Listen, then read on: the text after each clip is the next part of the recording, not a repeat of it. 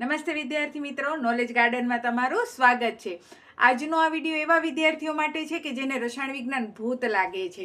તો આજે આપણે એનો ભૂત ભગાડી દઈએ અને ઝડપથી એને રસાયણ વિજ્ઞાન શીખવાડી દઈએ। વિદ્યાર્થી મિત્રો, રસાયણ વિજ્ઞાન શીખવા માટે છે ને તમને પાયાનું નોલેજ એટલે કે 118 તત્વ છે, એ બધે તત્વોની સંજ્ઞાઓ અને એના પરમાણુ ક્રમાંક આવડવા જોઈએ। અને એ 118 તત્વોમાંથી 10મા ધોરણ માટે તમને 20 તત્વો તો ઓછામાં ઓછા આવડવા જોઈએ। તો આપણે આજે 20 તત્વોની ચાવી કે કેવી રીતે એને પરમાણુ ક્રમાંક શીખે, એની સંજ્ઞાઓ શીખે, યાદ રાખી શકે, એના માટેનો આ આખો વિડીયો છે। તો ઝડપથી આપણે હવે આપણો વિડીયો સ્ટાર્ટ કરીએ છીએ। તો ધ્યાનથી જુઓ અને ઝડપથી આ ચાવી શીખી જાઓ એટલે રસાયણ વિજ્ઞાન તમારા માટે અત્યંત સહેલું। જો વિદ્યાર્થી મિત્રો, આ આપણી સંજ્ઞાઓનો આખો ચાર્ટ છે। તમે ધારો તો એનો સ્ક્રીનશોટ પણ ઉતારી શકો છો। અહીંયા તમે જોશો તો આડી 7 હરોળ દેખાય છે। જુઓ, હું તમને દેખાડું કઈ આડી 7 હરોળ છે। 1 2 3 4 5 6 ને 7 આ આડી હરોળ કહેવાય, બરાબર। એ 7 આડી હરોળ છે। અને અહીંયા કને આ 1 2 3 4 5 6 7 8 9 10 11 12 13 14 15 16 17 ને 18 4 ઊભા સ્તંભ છે। આ આડી હરોળ અને આ ઊભા સ્તંભ, એની અંદર આપણને વ્યવસ્થિત રીતે પરમાણુ ક્રમાંકને આધારે ગોઠવેલો છે। આખો આ આધુનિક આવૃત કોષ્ટક છે। આની અંદર બધા તત્વની સંજ્ઞા, પરમાણુ ભાર અને પરમાણુ ક્રમાંક પણ આપેલા છે। હું તમને ઝૂમ કરીને લઈ જાઉં તો જુઓ, અહીંયા પહેલો આવશે હાઇડ્રોજન, એનો પરમાણુ ક્રમાંક 1 છે, બરાબર। પછી બીજા નંબરનો આ નથી, આ પહેલો પરમાણુ ક્રમાંક, આનો પરમાણુ ક્રમાંક 3 અને 4 છે। તો બીજા નંબરનો આપણો જે છે પરમાણુ ક્રમાંક એ આવશે સીધો 18 નંબર ઉપર, હિલિયમ। હવે પ્રશ્ન થાય 18 નંબર ઉપર કેમ? તો અહીંયા કને આ જે આવૃત કોષ્ટક છે એમાં એક સરખા ગુણધર્મવાળાને એક સરખા સ્તંભમાં ગોઠવેલા છે। આપણો આ હિલિયમ ભાઈ છે એના ગુણધર્મ આના જેવા છે। 18મા નંબર ઉપર બધા સંતૃપ્ત તત્વો આવેલા છે, બરાબર, નિષ્ક્રિય તત્વો આવેલા છે। એટલે એનો નિષ્ક્રિયતાનો ગુણધર્મ હોવાને લીધે આપણે એને 18માં ગોઠવેલો છે ને વચ્ચે જગ્યા રાખી દીધી ખાલી। પણ એ બધું તો આપણે પછી સમજશું। આજે તો આપણે સૌથી પહેલાં બધા તત્વની સંજ્ઞાઓ અને એનો પરમાણુ ક્રમાંક અને પરમાણુ ભાર સમજવાના છીએ। તો જો આપણે અત્યારે તમને 10મા ધોરણ પ્રમાણે 20 આવડવા જોઈએ। અહીંયા કને કુલ તમને 118 આપેલા છે, બરાબર।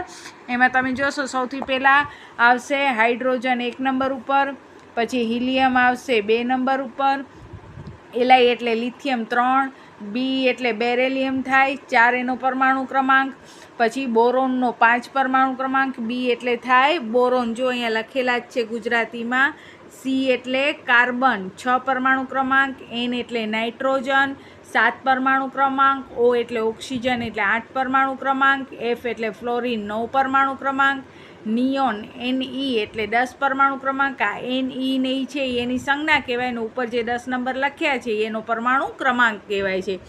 ત્યાર પછી 11 નંબર ઉપર આવે છે સોડિયમ, 12 નંબર ઉપર આવે છે મેગ્નેશિયમ, Mg એટલે મેગ્નેશિયમ, જુઓ 12 એટલે એનો પરમાણુ ક્રમાંક, એની સંજ્ઞા Mg અને એનું નામ છે મેગ્નેશિયમ, ને એની નીચે જે આપ્યો છે એ પરમાણુ ભાર આપેલો છે તમને। પછી આવશે 13 નંબર ઉપર એલ્યુમિનિયમ, 14 નંબર ઉપર Si એટલે સિલિકોન, પી એટલે ફોસ્ફરસ 15 નંબર ઉપર, 16 નંબર ઉપર એટલે 16 પરમાણુ ક્રમાંક હોય એને સલ્ફર S કહેવાય, ક્લોરિન એટલે Cl થાય, Ar એટલે આર્ગોન થાય। તો આવા તમારે 20 સુધી તો મિનિમમ પાકા કરવાના જ 118માંથી। કે એટલે પોટેશિયમ થાય, Ca એટલે કેલ્શિયમ થાય। હવે આ 20 તત્વો કેવી રીતે યાદ રાખવા પરમાણુ ક્રમાંક અને પરમાણુ ભાર સાથે, એના માટે હું તમને શોર્ટકટ રીત પણ કહું છું। ત્યાં સુધી જો તમને આ ચાર્ટ જોતો હોય તો જૂની વિજ્ઞાનની બુકમાં આ ચાર્ટ આપેલો છે, નવીમાં કદાચ નહીં આપ્યો હોય, અને જો ન મળે તો તમે આનો સ્ક્રીનશોટ પાડી શકો છો, અથવા સાયન્સની વિદ્યાર્થીની હોય તમારી કોઈ ફ્રેન્ડ કે દોસ્ત, તો તમે એની બુકમાંથી પણ આ લઈ શકો છો। તો હવે હું એની કી બતાવું કેવી રીતે તમારે આ યાદ રાખવું। તો તમે જોઈ શકો છો પરમાણુ ક્રમાંક 1 એની સંજ્ઞા H એટલે હાઇડ્રોજન, હાઇડ્રોજનનો પહેલો અક્ષર હા, બરાબર। પછી પરમાણુ ક્રમાંક 2માં He એટલે હિલિયમ, પરમાણુ ક્રમાંક 3માં એલાઈ એટલે લિથિયમ, પરમાણુ ક્રમાંક 4માં Be એટલે બેરેલિયમ, 5માં B એટલે બોરોન, પરમાણુ ક્રમાંક 6માં સી એટલે કાર્બન, પરમાણુ ક્રમાંક 7માં N એટલે નાઇટ્રોજન, પરમાણુ ક્રમાંક 8માં O એટલે ઓક્સિજન, પરમાણુ ક્રમાંક 9માં F એટલે ફ્લોરિન, પરમાણુ ક્રમાંક 10માં Ne એટલે નિયોન, પરમાણુ ક્રમાંક 11માં Na એટલે સોડિયમ, પરમાણુ ક્રમાંક 12માં Mg એટલે મેગ્નેશિયમ, પરમાણુ ક્રમાંક 13માં Al એટલે એલ્યુમિનિયમ, પરમાણુ ક્રમાંક 14માં Si એટલે સિલિકોન, પરમાણુ ક્રમાંક 15 P સંજ્ઞા આપી છે એને કહેવાય ફોસ્ફરસ, પરમાણુ ક્રમાંક 16 એની અંદર સંજ્ઞા S એટલે સલ્ફર, પરમાણુ ક્રમાંક 17 એમાં સંજ્ઞા Cl એટલે થાય ક્લોરિન, પરમાણુ ક્રમાંક 18માં Ar એટલે આર્ગોન, 19માં K એટલે પોટેશિયમ અને 20માં Ca એટલે કેલ્શિયમ. હવે આ 20 છે, તમે રોજ જો 5 પાકા કરો ને તો પણ તમારા 4 દિવસમાં આટલા 20 તો પાકા થઈ જ જાય સંજ્ઞા શીખે નામ. હવે એની ચાવી, આ પરમાણુ ક્રમાંક આપણે આખો કેવી રીતે યાદ રાખીએ તો જુઓ, મેં જે હાઇડ્રોજનની ગુજરાતીમાં જે નામ લખેલા છે એનું પેલો અક્ષર લીધો છે. હા, હી, લી, બે, બો, કા, ના, ઓ, ફ, ની, સો, મે, એ, સી, ફો, શ, ક, આ, પો, કે. આવી રીતે ઘણા બધા વિદ્યાર્થીઓ ચાવી યાદ કરતા હોય છે, પણ આ શબ્દમાં જો તમને કાંઈ બનાવવો હોય વાક્ય કે કવિતા જેવું તો તમને ચાવી વધારે યાદ રહે. જેમ કે અહીંયા હા છે તો હું એમ બોલું છું હાય, હી એટલે હિલ્લો, આપણે હેલો કહીએ પણ જરાક ચાબી ભાષામાં હિલ્લો, હાય, હિલ્લો, લી એટલે લિટલ, બે એટલે બે અને બો બે ભેગા બોલવાના એટલે હાય, હેલો, લિટલ, બેબો, કાના, કા અને ના એટલે કાના એટલે આપણો કાનુડો. આમે આજે જન્માષ્ટમી જ છે તો હાય, હેલો, લિટલ, બેબો, કાના, ઓ ફની, આપણો કાનુડો એ ઘણો ફની જ છે. સો મે એસી, સો એટલે માટે, ઇંગ્લિશમાં કહીએ ને સો ડેટ એટલે માટે, સો મે એટલે કે મેં પોતે, એસી ચાલુ કરી, ફોર્સ કર્યો અને ક્લો એટલે ક્લોઝ આપો કે, બરાબર, ક્લોઝ આપો કે એટલે હાય, હેલો, લિટલ, બેબો, કાના, ઓ ફની, સો મે એસી પોષક આપો કે. આવી રીતે તમે આખી એની ચાવી યાદ કરી શકો છો. હવે જો તમને એ ચાવી યાદ રહે તો તમે તમારા હાથથી આ ચાવી યાદ રાખી શકો છો. જો પહેલાં અહીંયા હા લખી નાખો, હા, હી, લી, બે, બો, કા, ના, ઓ, ફ, ની, સો, મે. આ હું તમને એક સરસ ટ્રીકથી 1 મિનિટ દેખાડું.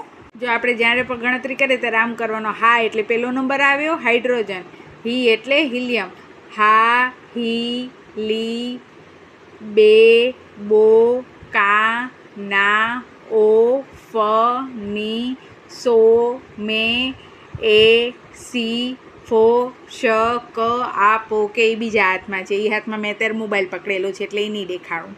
ઓકે, તો આ હા, હી, લી, બે, બો, કાના આવી રીતે જો આપણે લખી નાખીએ તો આ હા એટલે પહેલા નંબરે એટલે એનો પરમાણુ ક્રમાંક 1 અને હા એટલે હાઇડ્રોજન એની સંજ્ઞા H, હી એટલે હિલિયમ બીજા નંબરે આવ્યો પરમાણુ ક્રમાંક 2 અને એની સંજ્ઞા He, લી ત્રીજા નંબરે આવ્યો એટલે એનો પરમાણુ ક્રમાંક 3 અને એની સંજ્ઞા Li. આવી રીતે રોજ તમે જો 5 પાકા કરો તો તમારા 20 સરસ મજાના પાકા થઈ જાય. અને સંજ્ઞામાં આપણે બોલવાનો હાય, હેલો, લિટલ, બેબો, કાના, ઓ, ફની, સો, મે, એસી, પોષક આપો કે. અને બાજુમાં અહીંયા પરમાણુ ભાર છે. પરમાણુ ભારની એક ખાસિયત છે, તમે જોશો તો મોસ્ટ ઓફ બધા જ પરમાણુ ભાર જેના અલગ હોય છે ને એ તો તમને દાખલા હોય છે ત્યારે આપી દે છે, પણ જેના અમુક તમે જોશો ને પરમાણુ ભાર તો પરમાણુ ક્રમાંકના ડબલ કરો ને તો આવી જતા હોય છે. જેમ કે અહીંયા જુઓ નંબર 1માં પરમાણુ ક્રમાંક 1 હાઇડ્રોજન પણ એનો પરમાણુ ભાર 1 જ છે, બરાબર, પણ નંબર 2 જોશો તો 2ના ડબલ 4, 3ના નંબર 6, બરાબર, 3ના ડબલ 6. અહીંયા પછી પાછળ 0.9 લાગી ગયો છે, 4ના ડબલ 8 તો એનાથી એક જ વધ્યું. એટલે કે ટૂંકમાં આપણે જે પરમાણુ ક્રમાંક છે એના ડબલ કરીએ તો એની આસપાસનો જ આપણને પરમાણુ ભાર મળે છે. હવે અમુક દાખલા હોય ને એની અંદર તમને પરમાણુ ભાર શોધવાનો કહે તો તમારે પરમાણુ ક્રમાંકના ડબલ કરી નાખવાના, અને જો પરમાણુ ભાર છે એ ડબલ કરતાં થોડુંક વધઘટ હશે તો એ લોકો એ રકમ આપી જ દીધી હશે તમને. જેમ કે ઓક્સિજન 8 તો એના ડબલ 16 થાય, પછી નાઇટ્રોજન 7 તો એના ડબલ 14 થાય, કાર્બન 6 તો એના ડબલ 12 થાય. તો આથી આપણા પરમાણુ ભાર. તો આજના વિડીયોમાં તમારે માત્ર આ સંજ્ઞાઓ 20 સંજ્ઞાઓ તમારે પાકી કરવાની છે. 20 સંજ્ઞાઓ પાકી કરશો તો તમને અણુસૂત્ર બનાવતા આવડશે, અણુસૂત્ર બનાવતા આવશે તો રાસાયણિક સમીકરણ બનાવતા આવડશે, અને પછી તમને રસાયણ વિજ્ઞાન સરળ પડશે. તો બસ આજના વિડીયોમાં આટલું જ. ત્યાં સુધી જય હિન્દ, જય ભારત. સૌ ભણે સૌ આગળ વધે.